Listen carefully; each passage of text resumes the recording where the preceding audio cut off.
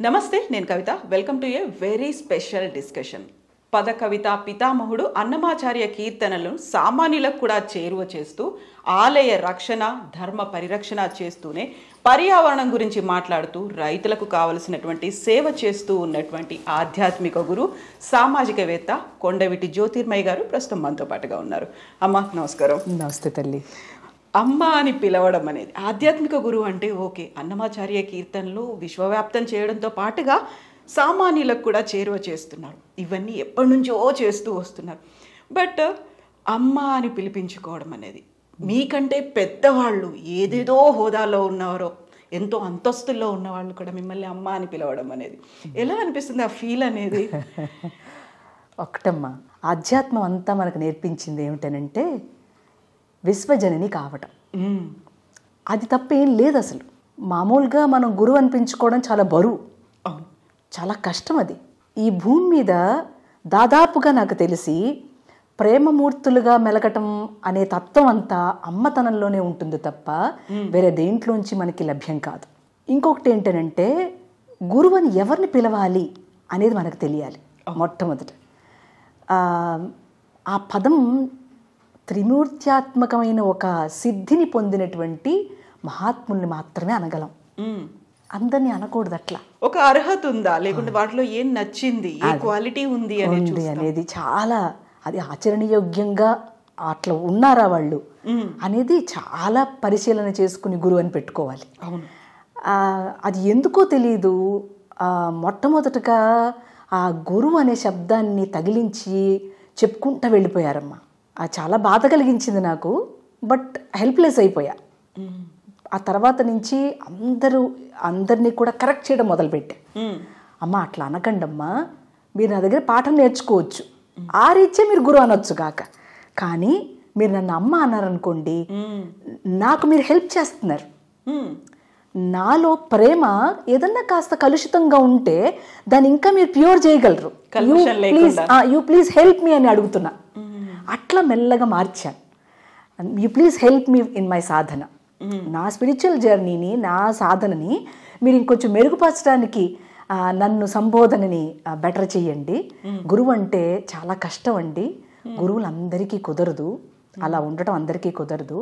అమ్మ అందరికీ అమ్మయే, ఎవరికైనా అమ్మయే. ఇందులో కన్నతల్లి మాత్రమే అమ్మ అని మనం చెప్పుకోం. మన సొసైటీ, మన సాంఘికమైన జీవనమే అమ్మతనానికి పెద్దపీట వేసింది. అంతేకాకుండా అమ్మ జగత్తు కాదు, జగత్తే అమ్మ. అర్థమవుతుందా? అమ్మ జగత్తు కాదు, జగత్తే అమ్మ. అప్పుడు ఆ ప్రేమ నిష్కపటమైంది, నిష్కళంకమైంది, శుద్ధమైనదిగా ఉండాలి అని అంటే ట్రై టు అందరి ఆడపిల్లల్ని అమ్మ అని పిలవండి అని చెప్తా. So that you will help us. ఇండైరెక్ట్గా వాళ్ళకి మీరు ఆ పవిత్ర భావాన్ని కలుగజేస్తారు. అట్లా కలిగినప్పుడు కదా అసలు అమ్మతనాన్ని ఇంకా ముందుకు తీసుకెళ్ళగలుగుతుంది. లేకపోతే ఏం చేస్తుంది, మేడం మేడం అని పిలుస్తూ ఉంటే అసలు మన సంప్రదాయమే కాదు అది. ఇప్పుడు మిమ్మల్ని నేను పిలిచినా తల్లి అని పిలుస్తా తప్ప, లేదా అమ్మ చెప్పండి అమ్మా అంటా తప్ప ఇంకొక మాటతో మేడం అని పిలవను నేను. ఇది మారాలి సంఘంలో, ఈ పిలుపు మారాలి. ఇది నా లోపల ఒక లక్ష్యం అన్నమాట. ఏ ఆడపిల్లని చూసినా ప్రతి ఒక్కళ్ళు అమ్మ అని పిలిచేలాగా మీకు అలవాటు చేసేటువంటి ఒకనొక భావాన్ని లోతుగా పెట్టి, అంతేకాకుండా మీరందరూ కూడా నాకు హెల్ప్ చేయాలి in my practice. Don't give me బరువుగా ఉండే గురు పదాన్ని ఇచ్చి నన్ను ఎక్కడో కూర్చోపెట్టవద్దు. మీ అందరిలో నన్ను చేర్చుకోండి, మీ అందరితో పాటుగా నేను ఉండాలి. I never wanted identity. నేను ఎప్పుడూ కోరుకోలేదు, అది ఎందుకు అలా వచ్చిందంతే. I always wanted to be in the identification process. అదే అసలైన సాధన. నువ్వు నేను మిమ్మల్తో గుర్తించాలి, అప్పుడు నాకు అంతర్యామి తత్వం తెలుస్తుంది. ఆ కనెక్షన్ బాండ్ అనేది డెవలప్ అవుతే తప్ప, అలా ఉంటే తప్ప. లేకపోతే ఏమవుతుందనంటే నన్ను ఎక్కడో పైన కూర్చోపెట్టి ఇంకా మీరు పాదాలు కడిగేసి నేను అసలు నా సహజ తత్వాన్ని మర్చిపోతా. సో అందుకని అలా పిలిపించుకోవడమే నాకు ఇష్టం అమ్మా. ఎవరు పిలిచినా గురువు అని నేను ఒప్పుకోను. ఓకే, అయితే ఇక్కడ మీరు అమ్మ గురించి చెప్పారు. అమ్మతో పాటుగా మనం తింటున్నటువంటి అన్నానికి కూడా ప్రత్యామ్నాయం లేదు, నిజంగా లేదు. అమ్మ లేకపోయినా అన్నం లేకపోయినా ఒక ప్రత్యామ్నాయం లేదు, మనం ఇంకా బతకలేం కూడా. సో అలా రైతుల కోసం కూడా మీరు కృషి చేస్తున్నారు.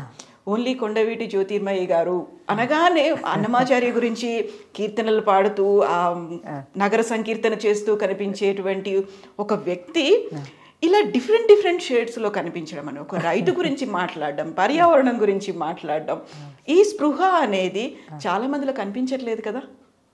పాడే ప్రతి వాళ్ళకి అట్లా ఉండదు, చాలా కొద్ది మంది వాళ్ళకి ఉంటుంది. ఎందుకనంటే ఆ సంగీతంలో ఉన్న శాస్త్రంలో పడిపోతారు. అది ఎలా బాగా పాడేయాలి, అందరూ చప్పట్లు కొట్టాలి, దాని మీద పడిపోతారు. ఇంకా వాళ్ళకి ప్రత్యేకంగా ఈ సోషల్ యాంగిల్తో టచ్ ఉండదు. నాకెందుకు అది కలిగిందనంటే, నేను క్రొత్తగా చేస్తున్నది కాదు, అన్నమయ్య ఇచ్చిన సందేశమే అది కదా. ఆ సందేశానుసారం నువ్వు పైకి లిఫ్ట్ చేయాలి తప్ప, నీ గొంతుంది కాబట్టి బాగా పాడతా కాబట్టి, ఇంకా నేను ఆ శాస్త్రంలో మునిగి తేలాలి కాబట్టి, నేను బాగా పాడటం వల్ల అందరూ చప్పట్లు కొట్టాలి, నేను ఇంకొంచెం ఎర్న్ చేయాలి డబ్బు, న్యాచురల్గా అలాగే ఉంటుంది. కానీ నాకు అట్లా చిన్నప్పటి నుంచి లేదమ్మా. నేను క్రొత్తగా పుట్టించుకున్నది కూడా కాదు అది. చిన్నప్పటి నుంచి కూడా I use to help people. నాకు ఊహ తెలిసి 5వ క్లాస్ నుంచే నేను సర్వీస్ యాక్టివిటీస్లోంచి వచ్చేసా. నాకు 6th స్టాండర్డ్కి వచ్చేపాటికి I knew so many things. అమ్మ నాన్న అట్లా పెంచారు. ఎప్పుడు కూడా కొత్త కొనేసి వాంట్స్ అన్నీ తీర్చేసి, వాంట్స్ కూడా కాదు, నీడ్స్ తీర్చేసి, కంఫర్ట్స్ ఇచ్చేసి అట్లా పెంచలా. మా నాన్న ఎప్పుడు కష్టపడడానికి ఎప్పుడు పుష్ చేసేవాళ్ళు. ఆ కంఫర్ట్స్ని ఇవ్వడానికి ఆయన ఎప్పుడు ఇష్టపడేవారు కాదు. అది నాకు చాలా దోహదపడింది. సాక్స్ చిరిగిపోతాయి కదా, ఆ చిరిగిపోయిన సాక్స్తోనే వెళ్ళమనేవాళ్ళు. నేను అలాగే మా పిల్లలు కూడా చేస్తాను. మా పాపాయిని వాళ్ళ తండ్రి గారు చూసి, సాక్స్ చిరిగిపోయిందిగా అమ్మ, కొత్త సాక్స్ అడిగితే కొనిస్తాగా అంటే, మా పాపాయి అంది, ఎందుకు నాన్న, ఇది షూ లోపల ఉంటుందిగా, ఎవరికి కనిపించదుగా, పర్వాలేదులే కొద్ది రోజులు వాడేసుకుంటా. అది ఎక్కడి నుంచి వస్తుంది? సీడ్. అలాంటి సీడ్ ఇవ్వాలి చైల్డ్కి. అట్లా నాన్న నాకు కష్టంతో పెంచారు తప్ప కంఫర్ట్స్తో పెంచలా. ఇవ్వగలరు కానీ ఇచ్చేవాళ్ళు కాదు. దాని రీత్యా నాకు ఎదుటివాడు కష్టపడుతుండే తెలిసేది. It's natural process. లేని వాళ్ళు ఎలా ఉంటారు, వాళ్ళకి మనం ఏం చెయ్యాలి అట్లా. నా స్కూల్లో ఒకసారి క్లర్క్ స్కూల్కి వస్తూ ఉంటే ఒక ట్రాక్టర్ గుద్దేసి చనిపోయారు ఆన్ ద స్పాట్. క్లర్క్ అయినా అందరికీ తెలిసిన ఆయనే కదా. అప్పుడు నాకు చాలా హృదయ విదారకం అయిపోయింది. మా టీచర్ గారి దగ్గరికి వెళ్ళి అడిగా, ఏం చేస్తే బాగుంటుంది టీచర్ అని. అప్పుడు మనం గైడ్స్ అని ఉండేది, స్కౌట్స్ అండ్ గైడ్స్. ఆ టీచర్ నన్ను అట్లా ట్రైన్ చేసేది. నా మనసుకు తగ్గట్టుగా నా టీచర్లు కూడా, ఉపాధ్యాయులు కూడా ఉండేవాళ్ళు. సర్వీస్ ఓరియంటెడ్, పాట పాడటం, ఎక్స్ట్రా కరిక్యులర్ యాక్టివిటీస్లో పాల్గొనడం, ఇట్లా ఉండేదన్నమాట క్లైమేట్ అంతా. అలా ఉన్నప్పుడు న్యాచురల్గా ఏమవుతుందండి, ఆ హార్ట్లో ఉన్న ఆ సటిల్నెస్ ఎవరు పోగొట్టలేరు, ఇక అట్లాగే ఉండిపోద్ది, కంటిన్యూ అయిపోతుంది. అలా ఆ టీచర్కి అప్పటి రోజుల్లోనే 3,000 రూపాయల పైనగా 84లోనమ్మా నేను చెప్పేది, 83, 84 టైంలో ఆయన చనిపోతే అందరి దగ్గరికి వెళ్ళి నేను ఇలా జోలి పట్టడమే. ఎవరు ఎంత ఉంటే అంత. ఆ రోజుల్లో 5 రూపాయలు 10 రూపాయలు ఇవ్వటమే చాలా గ్రేట్. అటు ఇచ్చేవారమ్మా, అందరూ ఇచ్చారు తల్లి. అలా ఇస్తే మొత్తం పోగు చేసి కౌంట్ చేసి అన్ని డబ్బులు తీసుకెళ్ళి ఆవిడకి ఫ్యామిలీకి ఇవ్వడం జరిగింది. అట్లా ఐ ఆపరేషన్స్ చేయించడం కానీ, ఎక్కడైనా సర్వీస్ చేయడమే, వేరే ఇది తెచ్చుకోవాలనేది ఏం లేదు. ఆ సర్వీస్ని ఎలా చెయ్యాలి, చేస్తే ఎలా వాళ్ళు ఇన్స్పైర్ అవుతారు, తర్వాత ఎలా చేస్తారు. కొన్నిసార్లు అయితే ఏం చేసినా కూడా గుర్తులేదమ్మా. మీరు ఏదన్నా వెబ్సైట్లో చదివి అలా చేశారా, అవును కదా అప్పుడు అలా చేశానని గుర్తు తప్ప మర్చిపోయా, అన్నీ మర్చిపోయా, చేసినవన్నీ మర్చిపోయా. చిన్నప్పుడు కదా ఇది టక్కన గుర్తొస్తుంది, అందుకే మీతో షేర్ చేస్తున్నా. అట్లా అన్నమయ్య ఏదైతే తన సంకీర్తనలో, అన్నమయ్యకి ప్రత్యేకంగా జీవితం లేదమ్మా. ప్రజలు ఏడిస్తే ఏడ్చాడు, నవ్వితే నవ్వాడు. అలా తన దారెమ్మట వెళ్తూ ఉన్నప్పుడు మగ్గం నేచేటువంటి వాళ్ళు, ఆ పొలాల్లో పనులు చేసుకునేవాళ్ళు దారెమ్మట పోతా ఉంటే వాళ్ళని చూసి మీ వ్యవసాయం ఎలా జరుగుతుంది, మీ కుటుంబం ఎలా ఉంది, అన్ని యోగక్షేమాలు అడిగేవాడు ఆయన. మనలాగే అడుగుతాంగా మనం, అట్లాగే అడిగేవాడు ఆయన కూడా. కొండపైకి వచ్చినటువంటి రైతుల్ని ఒక్కొక్కసారి అడిగేవాడు. వాళ్ళు ఏం చెప్పేవారు, ఏదైనా ఈ వెంకటేశ్వరుడే కదా అని చెప్పేవాళ్ళు. ఆయన మీద అని అంటే మరి అలా కాదు, తేళ్ళు చెరులు పావులు అన్నీ ఉంటాయి కదా, మరి మీకు ఎట్లా గుర్తుందంటే ఏం పర్వాలేదు, ఈయన మా ఇంటి కులదైవం, చూసుకుంటాడు ఆయన, వాడు చూస్తున్నాడు, మేము చేసేది ఏం లేదు.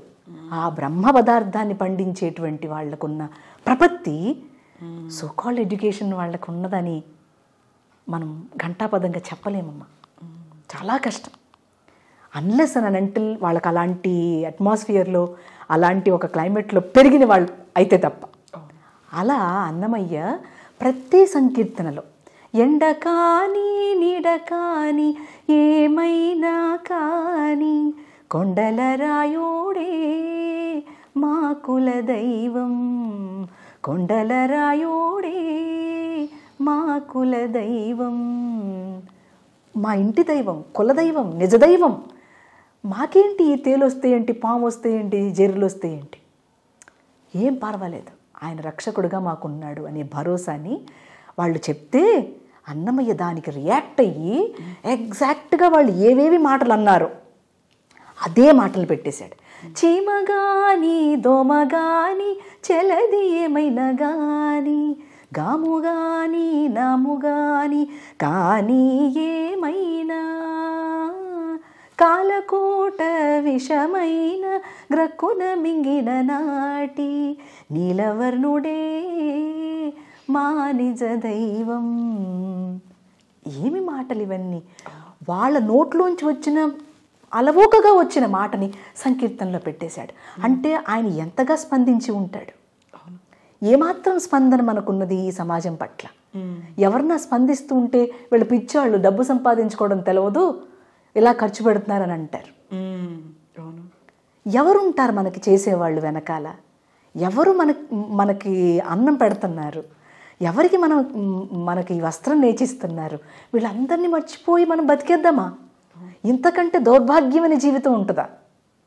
ఇది ఎప్పుడు నన్ను కలచివేస్తుందమ్మా. ఇప్పుడున్న సంఘంలో ఇంకా ఎక్కువ, ఇప్పుడున్న సంఘంలో చాలా ఎక్కువ. నేను కచేరీకి గనక ₹1 ఎక్కువ అడిగితే అంత అడిగారని అంటారు. ఎలా చేయను నేను ఈ కార్యక్రమాలన్నీ? నేను కచేరీ చేసిన డబ్బుతోనే ఇవి చేస్తున్నా, లేదా నేను పాఠం చెప్పిన దాంట్లో వచ్చిన డబ్బుతోనే ఇవన్నీ చేస్తున్నా. నేను ఎవరిని స్పాన్సర్ అడగలేదే, ఎవరిని డొనేట్ చేయమని నేను అడగలేదే. ఇన్ని కార్యక్రమాలు ఇట్లా నెరపటానికి నాకు ఆ సమాజం పట్ల ఉన్న బాధ్యత. మీరు అంటున్నారే ఇవన్నీ ఎందుకు చెయ్యాలి, పాట పాడితే చాలదా? అవును కదా, అవసరం లేదు కదా. కానీ ఏ అన్నమాచార్యనైతే ఫాలో అవుతూ ఉన్నానని నేను చెప్తున్నాను, అనుచరణ, అనుసరణ, అనుకరణ అని 3 ఉన్నాయమ్మా. ఈ మూడింటికి సాకార రూపం ఏదైతే ఉందో అది అన్నమయ్యని నేను పట్టుకున్నాను గనక తప్పకుండా అట్లా చేస్తేనే నేను ఆ సంకీర్తన అట్లా పాడగలను, లేకపోతే పాడే అవకాశమే లేదు. I need to feel at the Shukra level, buddhic level కాదు. ఆ శుక్రుడు ఆ ఫీలింగ్ లెవెల్ నుంచి పాడగలిగితే మీలో ఏదన్నా మూమెంట్ వచ్చి అక్కడ వాళ్ళ చేత కూడా స్పందింపజేసి మంచి కార్యక్రమాన్ని చేయించగలను. లేకపోతే ఎందుకమ్మా ఈ సంగీతం? నాకు ఈ రాగం గుర్తుండి, తాళం గుర్తుండి, పక్క వాళ్ళు గుర్తుండి, అన్నీ గుర్తుండి నేను సంకీర్తన పాడుతున్నానంటే సంకీర్తన కాదు, శాస్త్రం. నా దృష్టిలో అది ఉత్త శాస్త్రం. నేను మైమరచిపోయి పాడినప్పుడు మాత్రమే అక్కడ గోవిందుడు ఉన్నాడు. అది నాకు ఇష్టమైన ప్రక్రియ. ఎందుకనంటే ఈ సంగీత కళలో 3 ఉంటాయమ్మా. ఒకటి శాస్త్రము, కళ, యోగం. అన్నమయ్య పాడినా, త్యాగరాజస్వామి పాడినా, దీక్షితరు పాడినా, నారాయణ తీర్థులు పాడినా వాళ్ళు ఈ సంగీతాన్ని యోగానికి ఉపయోగించుకున్నారు, శాస్త్రంతో ఉండిపోలేదు. ఇప్పుడు సంగీతం అంతా శాస్త్రంతో ఉండిపోతుంది. హృదయాన్ని కదిలించగలగాలి, అది కళ. కదలడల్లా, హృదయం కదలడల్లా, పాషండమైన హృదయాలు. ఆయన్ ఏజ్ అంటారు, ఈ యుగాన్నే ఆయన్ ఏజ్ అంటారు. కదలడల్లా, చేస్తే మనకేంటి? అసలైన సిసలైన మంత్రం ఏంటంటే నాకేంటి అనే మంత్రమే నడుస్తుంది ప్రపంచంలో. ఇది చేస్తే నాకేంటి? It is not good. So Annamayya చేసింది ఏంటనంటే సంకీర్తన యోగం చేశాడు. ఇప్పుడు ఆయన నేను అనుకరిస్తున్నానా? ఐ హ్యావ్ టు డిసైడ్ ఏం చెయ్యాలి అనేది. ఇప్పుడు ఏది మనం వాళ్ళ స్ఫూర్తితోనో లేకపోతే వాళ్ళ ఒక ఐడియలిస్టిక్ థాట్స్తో మనం చేస్తున్నామో అది మనం అయిపోవాలమ్మా. అది మనం అయిపోవడమే యోగం అంటే. ఆ అయిపోవడం గురించే నా ఈ తాపత్రయం అంతా. Have a social consciousness. వ్యక్తిగత శీలం ఎట్లాంటిదో సామాజిక శీలం కూడా అట్లాంటిదే. Otherwise don't speak about spirituality. మాట్లాడరాదు అసలు. అందుకని మనం సంకుచితమైన ఆలోచనతో నేను ఆధ్యాత్మంగా ఉన్నాను కాదు. ఆధ్యాత్మం అంటేనే చాలా ఇంట్లో బాధ్యతను ఎట్లా నెరపుతున్నామో సామాజికమైన బాధ్యతను కూడా అంతే చక్కగా నెరపాలి. లేకుంటే అంత సులువుగా ఈ ఆధ్యాత్మం అర్థం కాదు. అందులోనూ అన్నమాచార్య చెప్పింది కూడా అదే కదా. లలితమైనటువంటి పదాలు, జానపదులు మాట్లాడుకునేటువంటి పదాలతో చెప్పాల్సిందంతా చెప్పేశాడు. మనం ఏం చెయ్యాలి, భగవంతుడు ఏం చూసుకుంటాడు, మనం ఎలా ఉండాలి, ఎలా ఉండకూడదు, ఇవన్నీ కూడా చెప్పినప్పుడు మనం ఆయన్ని అనుసరిస్తున్నాము, ఆయన ఫాలో అవ్వాలి అంటే ఏం చేయాలని చెప్పిన దాంట్లో మనం ఎంతవరకు అవన్నీ మనం ఎక్స్ట్రాక్ట్ చేసుకున్నామా, మనం ఇంజెక్ట్ చేసుకున్నామా అనేది కదా. దానినే విద్య అంటారు. విత్ అంటే తెలియట అమ్మ, విద్య అంటే తెలియబడుట. వీడు మనకి తెలియబడాలి అని అంటే there is only one key, that is I myself, I am. నాకు వాడు తెలియడం అనేది ఎక్స్టర్నల్ స్టడీ కాదు, ఇంటర్నల్ స్టడీ. దాన్ని నేను అంతర్లీనంగా అంతర్గతమైనటువంటి శోధన చేసి నేను పని చేస్తున్నానా లేదా, నాకు అది తృప్తినివ్వాలి. తృప్తినివ్వనప్పుడు ఈ సంగీతం డబ్బు సంపాదించుకోవడానికే ఉంటుంది, మెటీరియల్ ఫార్మే. సో నాకు మ్యాటర్గా ఎక్కువ కంటే కూడా స్పిరిట్తో కనెక్టివిటీ ఉండేటువంటి మ్యాటర్ని పట్టుకోవడం ఇష్టం. అందుకని దాదాపుగా నా యాక్టివిటీస్ అన్నీ కూడా ఎట్లా ఉంటాయనంటే 1000 మంది రాకపోవచ్చు, 100 మంది కదిలినా కూడా, 100 మందికి ఆ కదలిక వచ్చినా కూడా నేను చేస్తున్న ఈ సంకీర్తన యజ్ఞం ముందు తరాల వాళ్ళకి అందిపోతుంది చాలు. అంటే నేనేం వివేకానందుడు కాదు. వివేకానందుడు అంతటి వాడే 100 మంది రండిరా ఈ మొత్తం భారతదేశ రూపురేఖలు మారుస్తా అన్నాడు. అప్పుడే రాలే, ఇప్పుడు ఎందుకు వస్తారమ్మా? What do you expect from the society? Don't expect, you do for it. దానికి నువ్వు పని చేయి తప్ప నువ్వు దాని నుంచి ఏం ఎక్స్పెక్ట్ చేయకు. అరే స్పందించలేదు జనాలు, స్పందించారు జనాలు, చప్పట్లు కొట్టే, వేటి కోసం కాదు. నేను ఏ పని చేసినా నన్ను నేను ఉద్ధరించుకోవడం కోసమే చేస్తున్నా తల్లి, ఇంకొకళ్ళు ఉద్ధరించుకోవడం మాత్రం కానీ కాదు. ఈ ప్రక్రియ అంతా కూడా నాలో ప్రేమ ఇంకా వికసించాలి. నాలో ఆ లోతులో ఉన్న పొరపాట్లు ఏమన్నా ఉంటే అవన్నీ సరిదిద్దాలి. దానికి నేనే కారణం అవుతాను, బయట ఏదీ కారణం కాదు అని తెలియటం అమ్మ. దాన్ని ప్రాక్టికల్గా పెట్టడం ఉంది చూసారా, that is nothing but spirituality. కళ్ళల్లో చెమ్మ ఎందుకు వస్తుంది మీరు మాట్లాడుతున్నప్పుడు? మిమ్మల్ని మీరు తెలుసుకుంటున్నారనా, లేకుంటే ప్రపంచానికి కావాల్సింది మీరు ఇస్తున్నారు అనా, చెప్తున్నారనా? ఎందుకలా? నో, అది చేసినప్పుడు వచ్చేటువంటి ఒక స్పందన, ఆనందం. అది చేస్తుంటే నాలో ఉన్న ఒక ఆత్మవిశ్వాసం, ధైర్యం, ఎక్కడ ఏ కోసైనా గర్వం లేదు. ఇది ఘంటాపథంగా చెప్తాను. ఎక్కడ అంటే ఇది చెప్పడం కూడా గర్వమే అని కొంతమంది అంటారు, but there are some things to express. మనం హ్యూమన్ గనక కొన్ని ఎక్స్ప్రెస్ చేయడానికి కూడా మనకి కావాలి. అలాంటప్పుడు ఆ మాట ఉపయోగిస్తామంతే. ఆ తరుణంలో ఎప్పుడు మా తాతగారు చెప్పిన 3 విషయాలు నాకు గుర్తుంటాయి. నేను ప్రార్థనలో పెట్టేది అదే, ఇతరులకి చెప్పేది అదే, నేను చేస్తున్నది అదే. తాతగారు ఏమంటారంటే, మా తాతగారు కొత్త రాంకోటయ్య గారు, ఆయన రాజయోగి. ఆయన అంటారు, నీ ప్రార్థనలో ఏమి పెట్టాలి అని అడిగితే, ఏం లేదు బాబు గారు, అందరూ బాగుండాలని నమస్కారం పెడదాం, రండి కూర్చోండి ప్రార్థన చేసుకుందాం అంతే, చాలది ఒక్క పాయింట్. రెండవది అంటారు, ఉపకారము చేయగ ఉండగ వలయున్. ఉపకారం చేస్తే నువ్వు ఉంటావు అని అంటారు అందరూ. అట్లా కాదు. నువ్వు ఉండాలనంటే మంచి పని చెయ్యాలి. ఎంత బాగుందండి. యోగం అంటే ఇట్స్ ఎ రివర్స్ ప్రాసెస్. ఉపకారము చేయగ ఉండగవలయున్ అన్న మాట ఎక్కడ మనకు కనిపిస్తుంది? ఓ, ఉపకారం చేస్తే కదా మనం బాగుంటాం అన్నది. అట్లాగా చెప్పలా రాజయోగులు. ఏమన్నారు? నువ్వు ఉండాలనంటే మంచి పని చెయ్యి తల్లి అని చెప్పారు. ఇంకా మూడోది అన్నారు, నీ దయ వల్ల నీ పాదాలు పట్టుకున్నాను తండ్రి. మనం ఏమంటాం? నేను వారి పాదాలు పట్టుకున్నాం అంటాం. కానీ తాతగారు అట్లా అన్నారు, ఆయన దయ వల్ల నువ్వు ఆయన పాదాలు పట్టుకున్నావు. ఆ దయ లేకుంటే ఆ పాదాలు కూడా పట్టుకోలేము మనం. అసలు క్వశ్చన్ లేదు. నీ దయ వల్ల నీ పాదాలు పట్టుకున్నావు. ఎట్ట ఉద్ధరిస్తావు అట్ట ఉద్ధరించు. నువ్వు ఏ కార్యక్రమం చెప్పాలనుకుంటున్నావు, చేయించాలనుకుంటున్నావు, అది నీ సంకల్పం, నా సంకల్పం కాదు. అందుకు చెమ్మగిల్లుతాయి నాకు. ఏ పని చేసినా అది ఆయన సంకల్పంగానే జరిగింది తప్ప నా సంకల్పంగా ఒక్కటి కూడా జరగలేదమ్మా. అందువల్ల ఎప్పుడు అనుకుంటా, నన్ను ఇంకా ఉపయోగించు. ఆ ఉపయోగించడంలో చాలా బ్రషింగ్ చేస్తూ ఉంటాడు. బాగా రుద్ది రుద్ది సాన పెట్టేస్తాడు. ఈ మామూలు సాన కాదమ్మా. ఎంత సాన పెడతాడంటే హృదయంలో రంపంతా కోసేస్తుంటాడు. అది అనుభవించేవాడికే తెలుస్తుంది. అయినా కూడా చాలా ఆనందంగా ఉంటుంది. ఎందుకనంటే ఆ లోపల ఉన్న మనస్సు మీద ఉన్న పొరలు తెగుతూ ఉంటాయి కదా, అప్పుడు స్వచ్ఛంగా బయటకు వస్తాం కదా. అందుకు ఈ ఆనందం. ఇంత బాగా తీర్చిదిద్దుతున్నావా, అది యోగ సాధన చేసేవాడికే తెలుస్తుంది.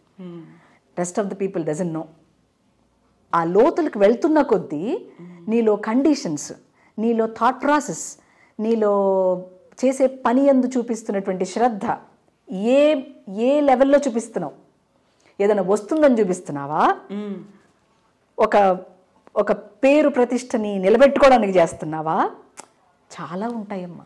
ఏం ఆలోచించి చేస్తున్నావు, ఏం ఎక్స్పెక్ట్ చేస్తున్నావు దాని నుంచి, ఇవన్నీ ఉంటాయి. అందువల్ల అది ఎప్పుడూ కూడా మనల్ని పాలిష్ చేయడమే ఆయన. ఆ పాలిష్ చేయడంలో కూడా ఎట్లా చేస్తాడంటే రూట్గా చేసేస్తాడు. హోమియోపతి అన్నమాట. ఆ రూట్ని ఎప్పుడు క్లీన్ చేస్తామో మనకు ఆ ప్రేమ స్వచ్ఛత తెలుస్తుంది. సో మీరు కొన్ని ఏళ్ల నుంచి ఇందులోనే ఉన్నారు, భగవంతుడి సేవలో ఉన్నారు, అన్నమాచార్య కీర్తనల్ని విశ్వవ్యాప్తం చేసే ప్రయత్నంలో ఉన్నారు, ఆధ్యాత్మిక గురువు.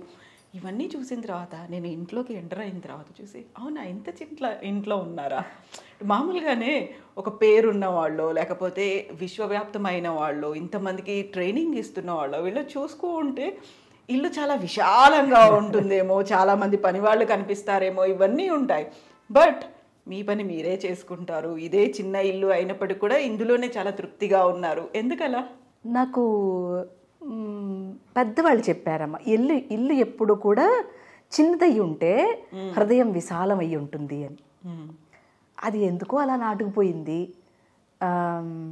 అఫ్కోర్స్ అంత పెద్ద ఇంట్లో ఉండడానికి కూడా నాకు అవకాశం లేదు కూడా. సో పిల్లలు కనిపించాలి నాకు, వాళ్ళు ఏం చేస్తున్నారో తెలియాలి. So everything is for my good. అందుకని స్వామిని ఎప్పుడు చెప్తాను అనమాట, గురుదేవుల్ని ఎప్పుడు అంటూ ఉంటా, thank you God for what ever you have given me, thank you God for what ever you have not given me. ఇవ్వడానికి కూడా వెరీ ష్యూర్. అప్పుడు పిల్లలు కనిపెడతా ఉంటారు, అందరూ ఒక చోట ఉంటాము, లేదంటే ఎవరి రూమ్లో వాళ్ళు ఉంటారు, వాళ్ళు ఏం చేస్తున్నారో తెలియదు. తర్వాత మనం ఏడ్చినా లాభం లేదు. సో ఒక సంసారాన్ని నడుపుతూ ఉన్నప్పుడు తప్పకుండా వాటన్నిటినీ బాధ్యతాయుతంగా చేయాలమ్మా. మన పిల్లలు ఏం చేస్తున్నారో మనకు తెలియాలి, వాళ్ళు చేసే ప్రతిదీ కూడా మనకు చెప్పాలి, మనం అట్లా ఓపెన్గా వాళ్ళతో ఉండాలి. సో నాకు కూడా ఇష్టమైనటువంటి ఒకానొక పరిస్థితి ఇది. అలాగే వాళ్ళకు కూడా ఉపయోగం అయ్యేటువంటి ఒకానొక ప్రాక్టీస్. సో ఏం లేదు, ఎక్కువ ప్రాక్టికల్గా ఉంటాను.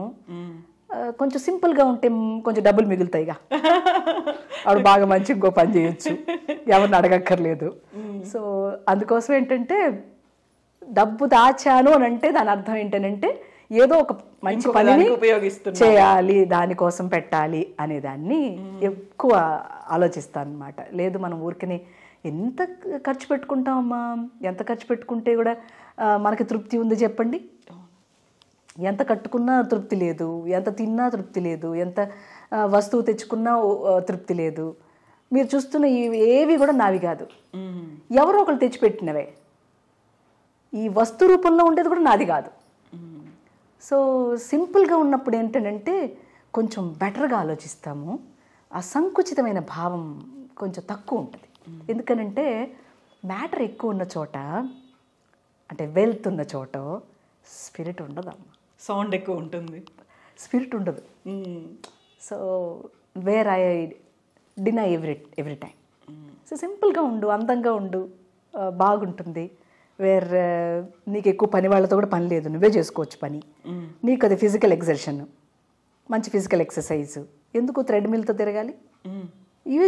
ఇది చేసుకుంటే శుభ్రంగా ఉంచుకుంటే చాలదా? కొంచెం ప్రాక్టికల్గా ఉన్నప్పుడు ఏంటంటే మీరు అన్నట్టుగా ఇట్లా ఉంటే బాగుంటుంది. ప్రాక్టికల్. మీరు ఒక ఫౌండేషన్ పెట్టారు, ఆ తర్వాత ఇంతమందికి ట్రైనింగ్ ఇస్తున్నారు, ఆ తర్వాత ఒక పెద్ద ఆఫీస్ మెయింటైన్ చేసుకోవాలి. యూజువల్గానే ఇప్పుడు ఆధ్యాత్మిక గురువు ఇవన్నీ అనగానే ఒక ఆశ్రమం కైండ్ ఆఫ్ సెటప్ అనేది కనిపిస్తుంది. చుట్టూ అక్కడ నలుగురు తిరుగుతూ కనిపిస్తారు, ఒక హడావుడి వాతావరణం అనేది ఉంటుంది. అలాంటిది ఏం పర్లేదు అనిపిస్తుందా మీకు, లేకపోయినా ఓకే అనేది? ఇప్పుడు అసలు ఆశ్రమాలు ఎక్కడున్నాయిరా తల్లి? There is no ashram on the earth. No, it is a kind of business, that's it. నేను ఏదైనా చేస్తే కొంచెం వ్యవసాయం చేసుకోవడానికి వెళ్ళిపోదాం అనుకుంటా. ఇక నాకు ఇవేమి ఇష్టం లేదు, ఆశ్రమాలు పెట్టాలి, అవి పెట్టాలి, ఇవి పెట్టాలి, ఇవి చెయ్యాలి ఏం లేదు. మంచి ప్రకృతిలో ఉండాలి, చక్కగా ఆ చెట్లు ఇచ్చేటువంటి శ్వాసని పీల్చాలి. అది నన్ను బ్రతికించడానికి అది అంత త్యాగం చేస్తుంటే నాకేమీ అర్థం కానప్పుడు అనవసరం పెద్ద దీనికోసం ఆరాటపడాల్సిన పని లేదు. పట్టుచీర కట్టుకుందామనే వ్యామోహమా, అది లేదు. ఏదైనా నగ పెట్టుకుందామా, అది లేదు. అలాంటప్పుడు నేను ప్రకృతికి సర్వ్ చేసి చేయటంలో ఏదో ఒక పర్పస్ బెటర్గా ఉంటుంది కదా. మా మాస్టర్ గారు ఒక మాట అనేవారు, అందరూ కలిసి ఒక చక్కటి విలేజ్లో అందరూ ఒక మంచి ఒక విలేజ్ని తయారు చేసుకుని పరస్పరత్వాన్ని పెంచుకుని, మీకు కావాల్సినవి నా దగ్గర ఉంటాయి, నా దగ్గర కావాల్సినవి మీ దగ్గర ఉంటాయి, అందరూ కలిసి చక్కటి వ్యవసాయం చేసుకుంటూ అలాంటి ఒక విలేజ్ని ఒకటి మనం డెవలప్ చేసుకోలేమా ఆధునిక ప్రపంచంలో? అలా డెవలప్ చేసుకోలేనప్పుడు చచ్చిపోవడం మేలన్నారు. నేను ఆ 10 మందిని కూడా తీసుకురావడం చాలా కష్టం. ఎందుకనంటే ఇద్దరున్న చోట జుట్లు పట్టుకోవడమే అవుతుంది. ఎందుకనంటే వాడి ఒపీనియన్ వాడిది, నా ఒపీనియన్ నాది, అది సింక్ అవ్వదు. దానికంటే నేనేదో వ్యవసాయం చేసుకోవడానికి వెళ్ళిపోయాను అనుకోండి, నాకేదో కొంచెం భూమి ఉంది, అది దాంట్లో వెళ్ళి వ్యవసాయం చేసేసుకుందాం. ఇక ఈ వీళ్ళని బాగు చేయటం మన వల్ల కాదు. ఎవరో కావాలనుకుంటే వాళ్ళు వస్తారు, వాళ్ళకి ఆధ్యాత్మం కావాలంటే చెప్తాం, అంతే తప్ప no ashrams of that sort. Because there is no ashram on the earth. ఇంత సింపుల్గా ఉండడం, మామూలుగానే గురువు గారు లేకపోతే కొంచెం పేరు వచ్చింది అనగానే స్వర్ణ కంకణాలు, గండ పెండేరాలు ఇలాంటివన్నీ కనిపిస్తాయి కదా. ఇంత సింపుల్గా మీరు వేసుకున్న గాజుల దగ్గర నుంచి అలాగే ఉండడం ఇష్టమా అసలు? ఒకటమ్మా, మనం గండ పెండేరాలు లేకపోతే పెద్ద పెద్ద ఇవో అవన్నీ ఏంటనంటే చాలా బాధ్యతను పెంచేస్తాయమ్మా. ఎలాంటి బాధ్యత అంటే నువ్వు అట్లాగే ఉండాలి సొసైటీలో చూస్తే. అలా ఉండకపోతే వాళ్ళు చూడలేరు. యూ టేక్ ఎనీ సెలబ్రిటీ, నిన్ను అలా చూడటానికి ఇష్టపడతారు. కొంచెం కూడా దానికంటే తక్కువగా ఉన్నావనంటే వాళ్ళ ఒపీనియన్సే మారిపోతూ ఉంటాయి. అది ఎంత కష్టం అమ్మా. ఫస్ట్ నుంచి ఇలాగే ఉన్నా, అందరూ అలాగే తెలుసు వాళ్ళకి.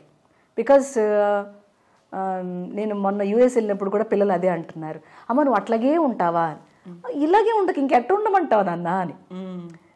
ఇంతకంటే ఇంకేమన్నా మారుస్తావా, ఏమన్నా చేస్తావా? ఏమి చేయనట్టుగా ఉంటా. నీకు ఇష్టమా, ఇష్టం లేదా? అబ్బాయి ఆ ఇష్టం కాదమ్మా. అలాగే అప్పుడు ఇప్పుడు అలాగే ఉన్నారు మీరు, ఏమీ మార్పు ఏం లేదు మీలో. కొంచెం ముసల్దాన్ అయ్యానన్నా అని చెప్పా. 50 ఏళ్ళు దాటినాయి కదా, ముసల్దాన్ అయ్యాను, ఏం చేంజ్ లేకపోవటం ఏంటి అన్నా. అంటే లేదమ్మా, మేము చూస్తున్నాం అప్పుడు ఇప్పుడు మీరు అలాగే ఉన్నారు, ఏమి మీకు అంటే వేషము భాష లేకపోతే ఇంకొకటో ఇంచుమించుగా అలాగే ఉంది మీకు. ఏమోనయ్యా, నాకు అట్లాగే ఉండడం ఇష్టం, మోర్ సహజత్వం కావాలి నాకు, ఎప్పుడు సహజంగా ఉండడం కావాలి, సహజంగా మాట్లాడాలి, తెచ్చుకు పెట్టుకుని మాట్లాడటం నాకు చేత కాదు, అట్లా నేను ఉండలేను అని చాలాసార్లు చాలామందికి చెప్పాను. ఇదంతా మీ వచ్చినటువంటి ఆలోచన ఇవన్నీ సహజంగానే వచ్చాయా? అన్నమయ్య తీసుకొచ్చినటువంటి మార్పు ఏమైనా ఉందా ఇందులో? చాలా ఉందమ్మా. అన్నమయ్య సంకీర్తన చదివిన తర్వాత, పాడిన తర్వాత, ఎందుకనంటే నేను రోజు ఒక సంకీర్తనని పారాయణంలాగా చేసుకుంటా, పాడుకుంటా, లేకపోతే గొంతు నొప్పి పుట్టిందనుకోండి ఆపేస్తా. ఈరోజు ఏం చేశారు? ఈరోజు గురుదేవులు చెప్పిన క్రియాయోగాన్ని గురించి చదివా. అంటే అది చేస్తూ ఉంటా కానీ మళ్ళీ వింటూ ఉంటే చాలా ఇష్టం. అలా చేస్తూ ఉంటా వింటూ ఉంటా. గురుదేవుల పతంజలి యోగ సూత్రం వింటాను, కాసేపు పాడుకుంటాను. మరి వంట ఎవరు చేస్తారు? నాకు వంట చేసుకుంటాను. పెద్ద మంచి వంట ఏం రాదు కానీ పర్వాలే, బాగానే చేస్తా. ఓకే, వంట చేస్తా, మొత్తం క్లీనింగ్ చేస్తా హౌస్ అంతా. ఇవన్నీ చెప్తే నిజమేనా అంటారేమో కదా మీ వాళ్ళందరూ. అవును. మరి ఏం చేద్దాం, ఒక రోజు ఉంటే తెలుస్తుంది నాకు. అది కూడా విత్ జ్యోతిర్మయి గారు నాతో ఒక రోజు ఉంటే చక్కగా అమ్మ ఏం చేస్తుందో తెలుస్తుంది. తప్పకుండా అన్నమయ్య ఇచ్చిన ప్రేరణే ప్రతి పని కూడా. ఏ పని చేసినా అన్నమయ్య ఇచ్చిన ప్రేరణే. అది దీనజనుల సేవ, నారాయణ సేవ, ఏదైనా కూడా ఆయన పదంలోంచి వచ్చిందే నాకు చాలా స్ఫూర్తినిచ్చింది. అది ఇప్పుడు కాదు, నేను నేర్చుకుంటున్నప్పుడే అమ్మని అడిగినటువంటి మాట కదా. నేను నేర్చుకుంటున్నప్పుడే అమ్మ, నాకు అంత తెలుగు రాదు, నేను ఇంగ్లీష్ మీడియం చదువుకున్నా, నా సెకండ్ లాంగ్వేజ్ హిందీ.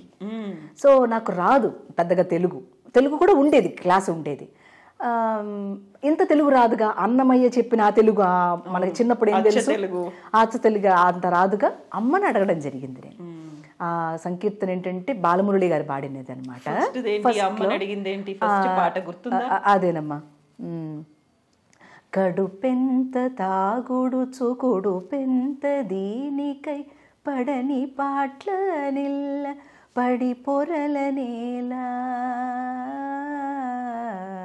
కడుపెంత తాగుడుచు కుడుపెంత దీనికై పడని పాట్ల నిల్ల పడి పొరల నేలా, పరుల మనసునకు ఆపదలు కలుగగజేయ పరితాపకరమైన బ్రతుకేలా, సోరిది ఇతరుల మేలు సైపగలేక తిరుగుచుండెడి కష్టదేహమిది ఏడా, కడుపెంత తాగుడుచు కొడుపెంత దీనికై పడని పాట్ల నిల్ల పడి పొరల నేలా. ఇంత తెలుగు తెలియదుగా, అమ్మని అడగదాం. అమ్మ చెప్పింది, అమ్మ ఎంత బాగా చెప్పారు, ఇట్టు కూడా పాడచ్చా సంగీతం అనుకున్నా. అప్పుడు కర్ణాటక సంగీతం నేర్చుకుంటున్నా. I was doing my degree in Karnataka సంగీతం. అప్పుడు అబ్బే లాభం లేదు, మనం ఈ సంగీతం పాడాలి, ఈ పదాలు పాడుకోవాలి, అప్పుడే ఆనందం కలుగుద్ది అంటే ఆ టచ్ చేసినటువంటి క్షణం అది. అంతవరకు పాడిన శాస్త్రీయ సంగీతం ఏటో ఎగిరిపోయింది. అప్పటి నుంచి కనెక్షన్ అనేది మొదలైంది, కంటిన్యూ అవుతుంది. అప్పటి నుంచి ఇంకా అన్నమయ్య సంకీర్తనలో స్పెషలైజ్ చేసిన దగ్గర నుంచి ఇంకా యూస్ టు సీ మిరాకిల్స్ అన్నమాట in my life. Every moment ఆ సంకీర్తన నేర్చుకోవటం, దాని అర్థం తెలుసుకోవటం. అప్పుడు ఎట్లా అర్థం చెప్పడం అంటే డిక్షనరీ మీనింగే. నాకు యోగపరమైన అర్థం తెలియదు, అయినా కూడా ఆనందమే. అది లెర్నింగ్ స్టేజ్ కాబట్టి ఇట్స్ నాలెడ్జ్, దట్స్ ఇట్. బాగానే కోపప్ చేసేదాన్ని, అర్థాలు రాసుకునేదాన్ని, ఆ సంకీర్తన నేర్చుకునేదాన్ని, అన్నీ బాగానే నడిచేది. అపార్ట్ ఫ్రమ్ దట్, ఒకవేళ అర్థం తెలియకపోతే పక్క వాళ్ళని చావగొట్టేసేదాన్ని. ఇది ఏంటి, ఈ పదం ఏంటి, ఎందుకు ఇట్లా అన్నారు, అట్లా అన్నమాట. అలాగ నాలో ఆ ఇంట్రెస్ట్ ఎలా అయిందనంటే, కొంత దూరం వచ్చాక దెర్ వాజ్ నో సాటిస్ఫాక్షన్. ఇంకా ఇంకా కావాలి, ఏంటో తెలుసుకోవాలి, ఏదో తెలుసుకోవాలి. ఇది ఎక్కడో నేను తప్పిదం చేస్తున్నా, నాకు నచ్చట్లా, కొన్ని నచ్చట్లేదు. ఎందుకనంటే సంగీతం పాడిన వాళ్ళకి ఆ లోతులో ఉన్నటువంటి సాహిత్యం తెలియదమ్మా, చాలామందికి తెలియదు. ఇప్పుడిప్పుడు కొంచెం తెలుస్తుంది. అప్పుడు మరగిన సీతా మంగళ సూత్రము ధరలో రామావతారం బితడు కొలిచిన వారల కొంగుపైడితడు బలిమితారక బ్రహ్మమీతడు కొలిచిన వారల కొంగుపైడి ఇతడు. మరగిన సీత మంగళసూత్రం, ఇది పాఠం చెప్పారు క్లాస్లో. అంటే ఏంటి అన్నప్పుడు వారు అన్నారు, సీతాదేవి యొక్క మంగళసూత్రము లోపల ఉంది, అది పైకి కనిపించేలాగా వేసుకుంది అన్నట్టుగా ఏదో అర్థం చెప్పారు. నాకు చీదర పుట్టేసిందనమాట, నచ్చలేదు. ఇదేమర్థం, ఇన్ని మంచి పదాలు రాసిన వాడు ఇట్లా రాస్తాడు అర్థాన్ని. అబ్బే, నాకు అస్సలు గుండె ఒక్కలాగా అయిపోయి ఎంతమందిని అడిగినా చెప్పట్లా, ఎంతమందిని అడిగినా చెప్పట్లా. ఏంటండి దీని అర్థం, ఎలా చెప్తున్నాడు అన్నమయ్య, ఏమంటున్నాడు? కొలిచిన వారల కొంగుపైడి ఇతడు. ఎవరెవరు ఆయన కొలుస్తున్నారో వాళ్ళందరికీ కూడా కొంగు బంగారమై ఒప్పారి అక్కడ రామచంద్రమూర్తి ఆయన దివ్యమైనటువంటి ఆశీస్సులు కురిపిస్తున్నాడు. కురిపిస్తున్నటువంటి ఈ రాముడికి సీతతో పెళ్లి జరుగుతుంది.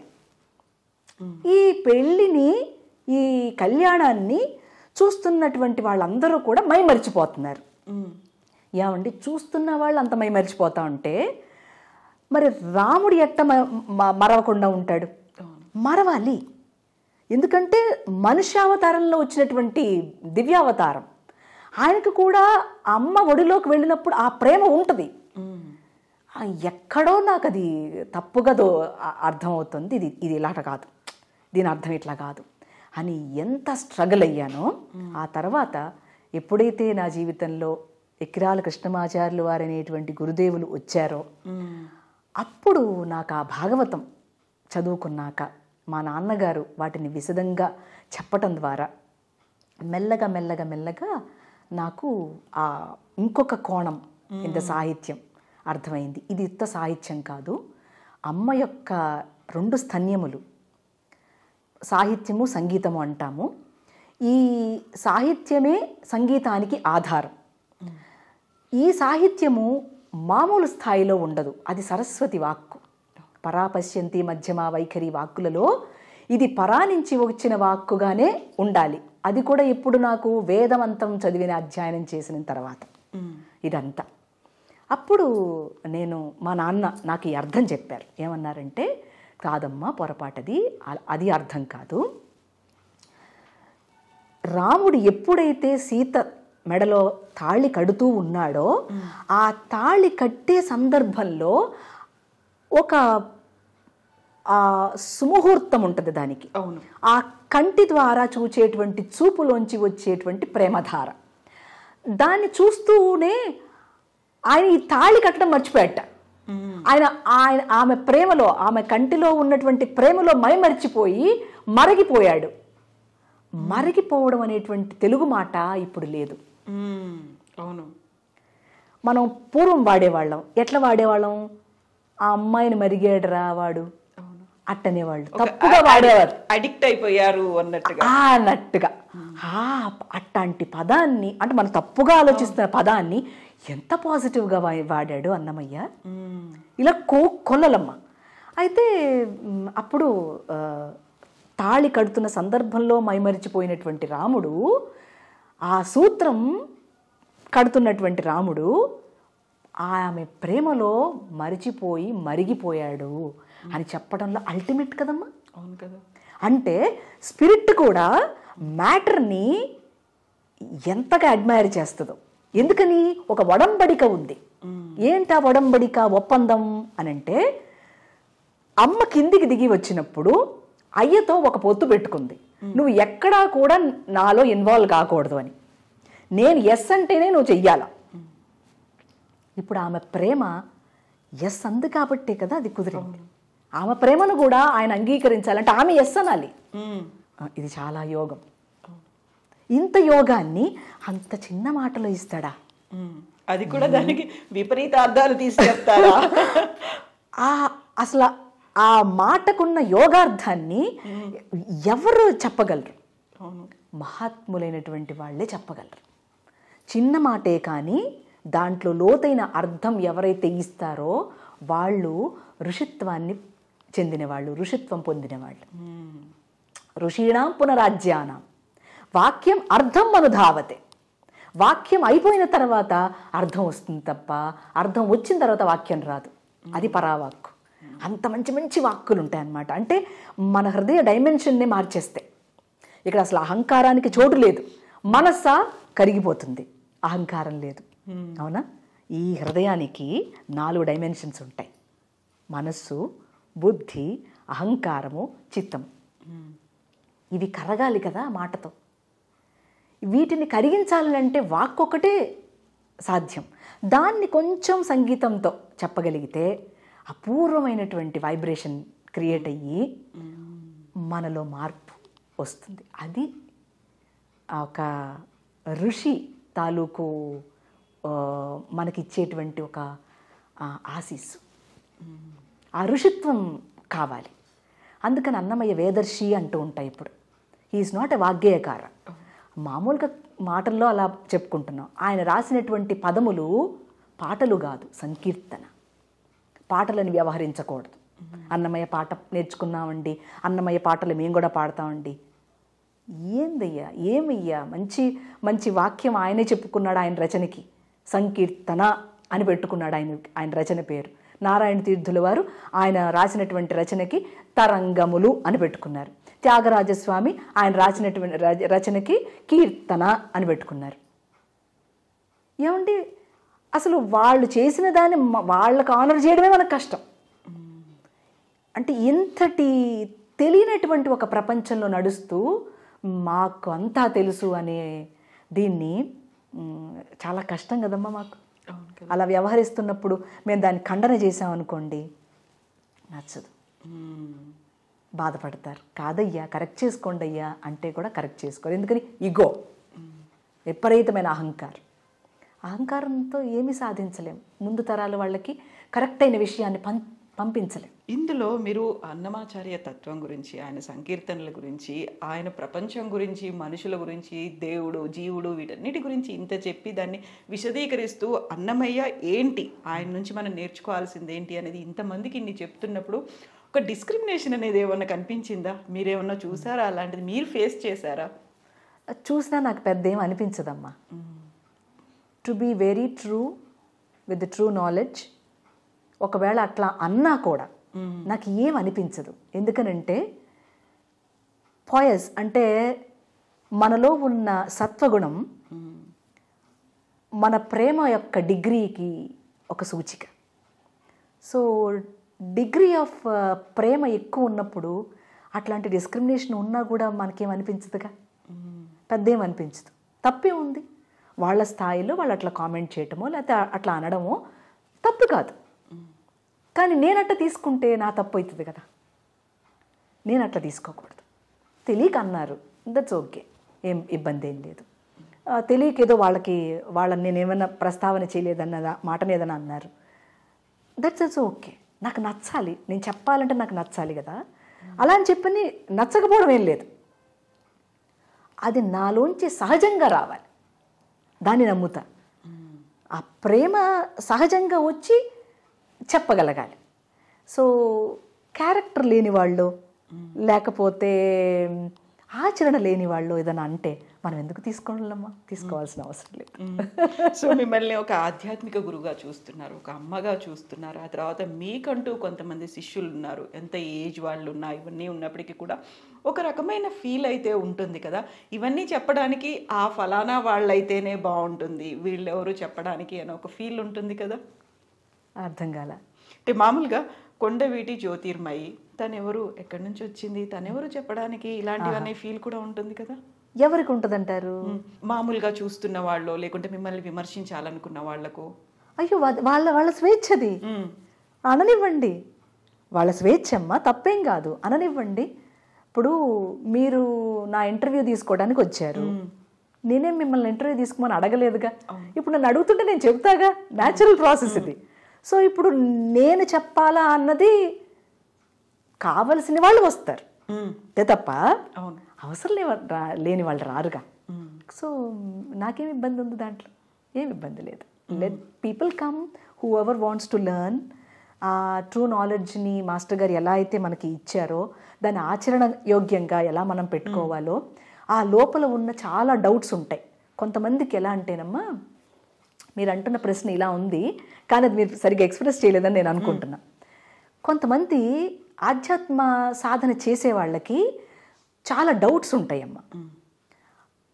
వాళ్ళు చేస్తున్న తోవలో వాళ్ళకి మెటీరియల్కి సంబంధించిందో, లేకపోతే వాళ్ళకు ఉన్నటువంటి బాధ్యతలకు సంబంధించినవో కండిషనింగ్ ఇన్ ద మైండ్ వస్తుంది, చాలా వస్తుందమ్మా. సాధన చేసేటప్పుడు మామూలుగా ఉండదు. చెప్పానే, రంపం పెట్టి కోసేస్తాడు ఆయన, అంత పరీక్ష పెడుతూ ఉంటాడు ఎలా ఎప్పుడు ఏం చేయాలనేది. సో అలాంటి వాళ్ళు చాలామంది నన్ను అడగడం జరుగుద్ది. ఎందుకనంటే ఐ వెంట్ త్రూ దట్. నేను దాని వాళ్ళకి చాలా ఈజీగా చెప్పేయగలను. కాదు, ఇలా కాదు, ఈ ఆలోచన కాదు, మీరు చేయాల్సింది ఈ ఆలోచన. అప్పుడు వాళ్ళు కరెక్ట్ చేసుకుంటారు, ఓ నేను ఇలా ఆలోచించలేదే అని. వేర్ దే కెన్ ఓపెన్, వాళ్ళకి ఆ ఓపెనింగ్ వస్తుంది, వాళ్ళ సాధన బెటర్ అవుతుంది. ఇప్పుడు ఎవరు అడుగుతారు? అలా కావలసిన వాళ్ళు అడుగుతారు. ఇంకా మించి నా గురించి తెలిసిన వాళ్ళు అడుగుతారు, లేకపోతే అందరూ అడగరు. నేను సంకీర్తన పాడుతున్నానని తెలుసు కాబట్టి సంకీర్తన వరకు చూస్తారు. వాళ్ళకి ఇబ్బంది లేదు, నాకు ఇబ్బంది లేదు. ఎక్కడ మీరు ఇబ్బంది అంటున్నారు అని అంటే, ఈవిడేంటి మాకు చెప్పొచ్చేది అన్నప్పుడే ఇబ్బంది వస్తుంది. అలా ఎవరు వస్తున్నారు? కావలసిన వాళ్ళు వస్తున్నారు తప్ప నేను ఎవరికి ఏమీ చెప్పట్లా. నాకు తెలిసిన విషయాన్ని కొంత మేరకు చెప్తున్నా. అందరూ చెప్తున్నారు, అందరూ చెప్తున్నట్లుగా నేను కూడా చెప్తున్నాను అని అనుకోండి, అంతే. మీకు ఇష్టమైతే తీసుకుంటారు, కష్టమైతే మానేస్తారు. So that makes me no botheration ఏం లేదు దానివల్ల. కావలసిన వాళ్ళు వస్తున్నారు, వాళ్ళకి చాలా గొప్పగా వాళ్ళ సాధనని చేసుకోగలుగుతున్నారు. నంబర్ మేబీ లిటిల్, కానీ వాళ్లకు అంతకు మునుపు కంటే ఇప్పటికి అంటే కరోనా 3 years నుంచి వాళ్ళకి స్టార్ట్ చేసిందే అప్పుడు నేను అన్నమయ్య యోగిక్ లైఫ్. అప్పటి నుంచి ఇప్పటికీ వాళ్ళు అడిగితే మా పనులలో, మా మాటలో, మా చేతలో, మేము ఉండే పద్ధతిలో, మాకు ఎప్పుడైనా ఇబ్బంది కలిగినప్పుడు మేము ఆలోచించే దీంట్లో చాలా తేడాలు వచ్చినాయి అమ్మ. చాలా విషయాల్లో మమ్మల్ని మేము చాలా కంప్లీట్గా ఉంచుకోగలగడానికి థాట్ ప్రాసెస్ మారింది అని చెప్పటం చాలా సంతోషం కలిగిస్తుంది. చాలదు. ఇప్పుడు మీరు ఆలయాల రక్షణ, ధర్మ పరిరక్షణ అనుకుంటూనే పర్యావరణం గురించి మాట్లాడుతున్నారు, రైతుల గురించి మాట్లాడుతున్నారు. ఎక్కడో కొండా కోనల్లో ఉన్నటువంటి ఏజెన్సీ ఏరియాల్లో ఉన్నటువంటి వాళ్ళ దగ్గర కూడా వెళ్తున్నారు, వాళ్ళని పలకరిస్తున్నారు, వాళ్ళతో కలిసి పని చేస్తున్నారు. ఈ ఆలోచన ఎందుకు వచ్చింది అసలు? ప్యూరిటీ ఈజ్ ఇగ్నరెన్స్ అంటారు కదా. వాళ్ళకి ఏ శాస్త్రమూ తెలియదు. ఎంత చక్కగా వాళ్లకు ఆ రామతత్వము, ఆ సీత ప్రవర్తన, ఆ సత్శీలము, ఆ కామ్ మైండ్, అవన్నీ ప్రకృతితో మమేకమైన వాళ్ళ దగ్గర ఎక్కువ ఉంటాయమ్మా. నేను ఇలా పని చేస్తూ ఉన్నప్పుడు మీలాంటి వాళ్ళు అడిగారు, అమ్మా మీరు అక్కడ చేయటం వల్ల ఏమిటి లాభం అని.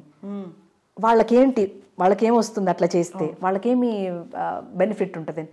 అసలు వాళ్ళకి ఏ బెనిఫిట్ ఉండదని చెప్పా. ఏదైనా బెనిఫిట్ ఉంటే అది నాకే. ఎట్లా అనుకుంటున్నారేమో, వాళ్ళ స్వచ్ఛత ఎలాగున్నదో నేను అట్లా ఉండలేకపోతున్నా. I am learning.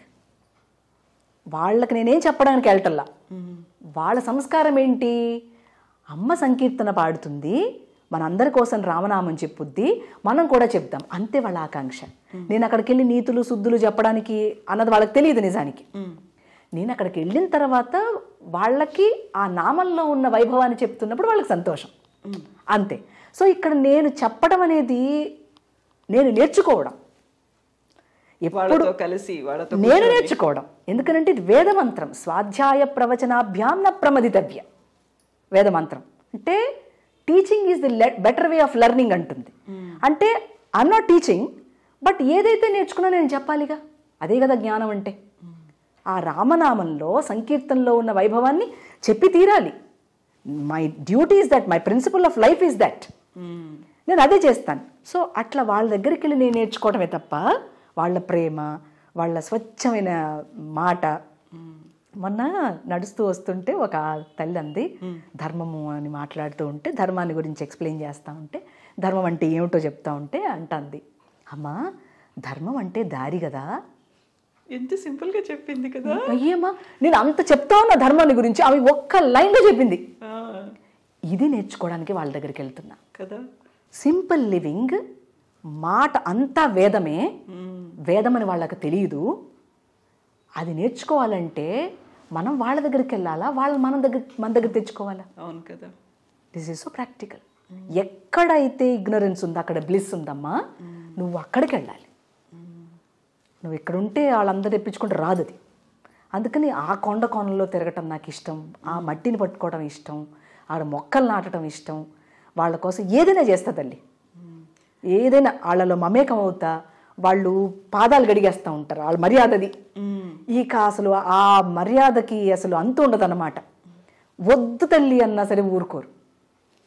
అంటే భాగవతులు వచ్చారు అంతే, వాళ్ళకి సంకీర్తన వాడతారు, భాగవతులు వచ్చారు, వాళ్ళ పాద సేవనమే మనకి ముఖ్యం.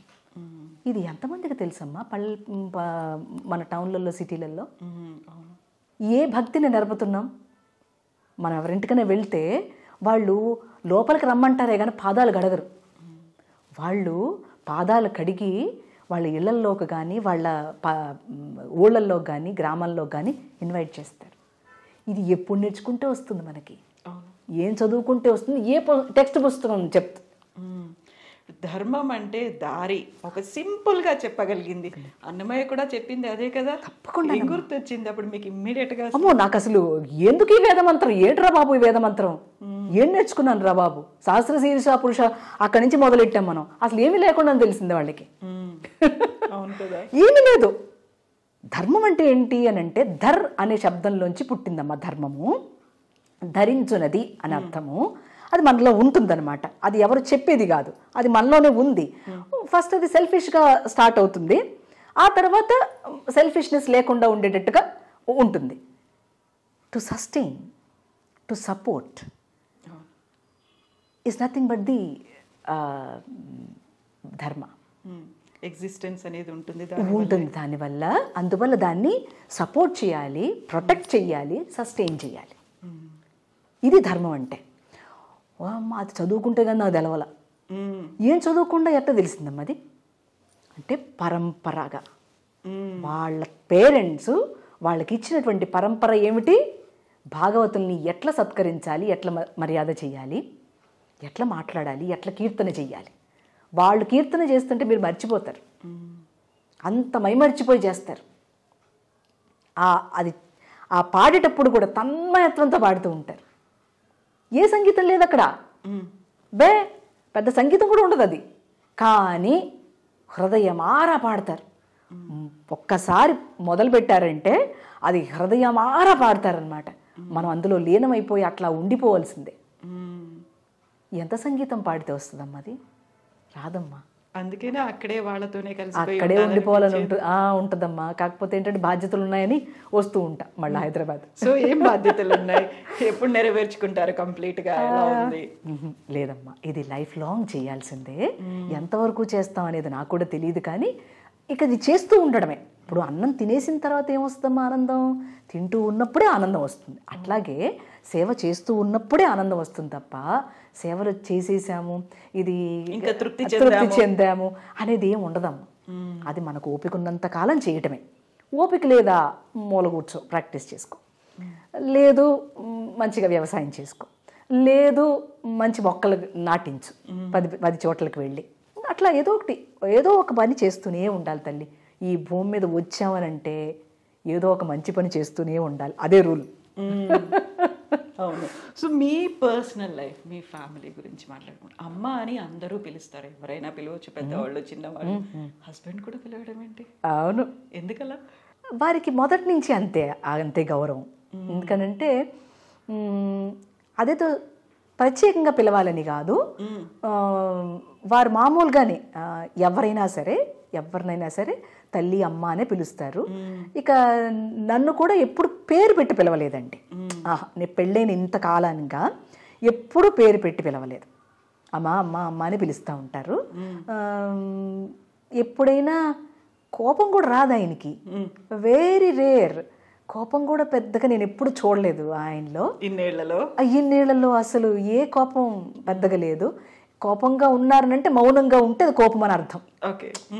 అట్లా అది చాలా కొద్ది మందికి ఉంటుంది. He has lot of patience. నాకంటే ఆధ్యాత్మపరంగా ఆయనే బెటర్, ఆయనే బెస్ట్లో ఉన్నారు. ఒక అడుగు ఎక్కువ ఆయనే ఉన్నారు. యూ సీ ఎనీథింగ్, ఫిజికల్ ప్లేన్లో చూడండి, మెంటల్ ప్లేన్లో చూడండి, ఆస్ట్రల్ ప్లేన్లో చూడండి ఆయన్ని. He is very balanced.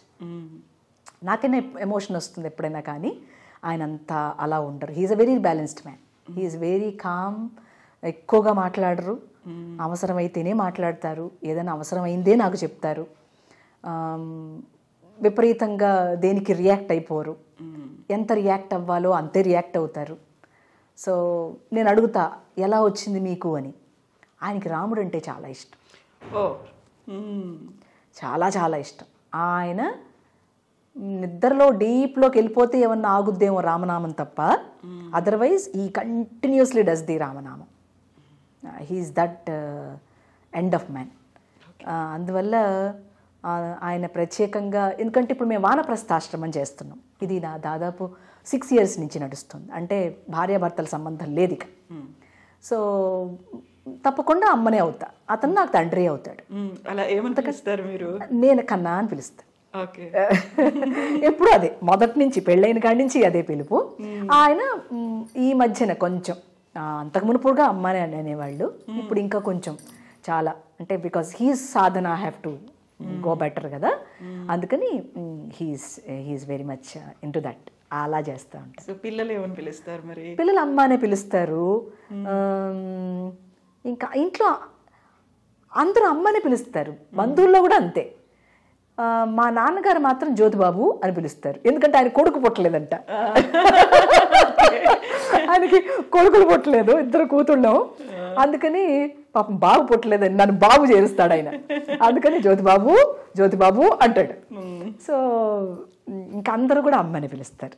దాదాపుగా ఎవరైనా పిలవనివ్వండి, అందరూ అమ్మని పిలుచుకుంటారు. సో మీరు, మనం ఇంటర్వ్యూ క్లోజ్ చేసే ముందు ఒక్క అన్నమయ్య సంకీర్తనతో ఏదైనా ఒక కీర్తన ఇప్పటిదాకా మిమ్మల్ని ఇన్స్పైర్ చేసింది కావచ్చు, లేకుంటే ఇంతమంది జనాలతో కలిసి తిరుగుతున్నప్పుడు వాళ్ళ నుంచి మీరు ఇన్స్పైర్ అయింది ఏదన్నా ఉంది అంటే, అవును అన్నమయ్య ఎప్పుడో చెప్పాడు అనేది ఉంటుంది కదా? అంతే కదమ్మా. మనం ఏది మనసా వాచా కర్మణ చేస్తామో ప్రజలు మెచ్చుకుంటారు, భగవంతుడు మెచ్చుతాడు. అలా అంట వాక్కు చేత మనస్సు విడివిడిగా నడిచినప్పుడు ఆ లైఫ్కి ఒక సార్థక్యమే కాదు, తృప్తి కూడా ఉండదు. ఆ చివరి కాలంలో ఏం బతికానో బతుకు అన్నట్టుగా అయిపోతుంది. అందుకని నాకు అది ఇష్టం లేదు. ఎప్పుడు కూడా అన్నమయ్య చెప్పిన సూక్తిని యథాతథంగా ఫాలో అవ్వటానికి ట్రై చేస్తాను. అది ఇంత అంతా ఎంత అని నేను చెప్పలేను, కానీ అది ఏ సాధన అయితే గురుదేవులు చేయడానికి నాలో ప్రేరణ ఇస్తూ ఆ యోగాన్ని నడుపుతున్నారో దాన్ని ఇంకా ఎంత శుద్ధంగా ఉంచాలో, ఆ వాక్కు ద్వారా నాకు వచ్చిన ఇన్స్పిరేషనే కాదు, నా మనస్సే అలా పనిచేయటమే కాదు, నేను చేసే చేత కూడా అలాగే ఉండడానికి అన్నమయ్య ఆనాడే చెప్పాడు. చాలా ఇంటర్వ్యూలో అదే చెప్తూ ఉంటాను.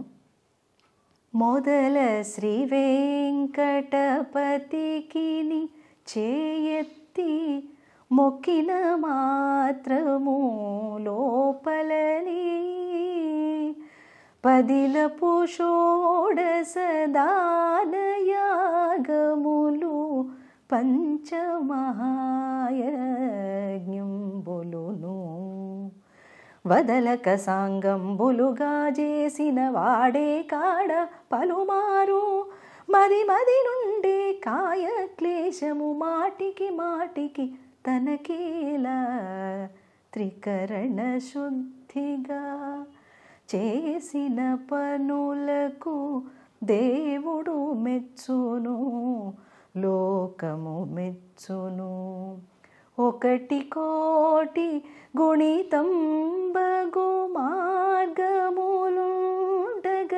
ప్రయాస పడనీలా త్రికరణ శుద్ధిగా చేసిన పనులకు దేవుడు మెచ్చును లోకము మెచ్చును దేవుడు మెచ్చును లోకము మెచ్చును.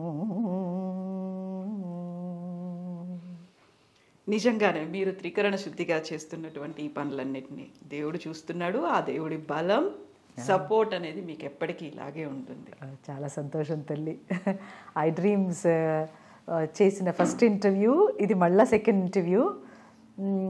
చాలా అంటే మిమ్మల్ని బట్టే నా ఆన్సర్ కూడా వస్తుంది కాబట్టి ఎస్, ఒక ప్యూర్ సోల్ మళ్ళీ నాతో మాట్లాడిన భావమే నాకు కూడా కలగటం చాలా సంతోషం. ఇది ఇంకా మున్ముందుకి మంచి మంచి కార్యక్రమాలతో నడవాలని మనస్ఫూర్తిగా ఆకాంక్ష చేస్తూ జై శ్రీ వెంకటేశ, జై శ్రీ అన్నమాచార్య. జై శ్రీ వెంకటేశ.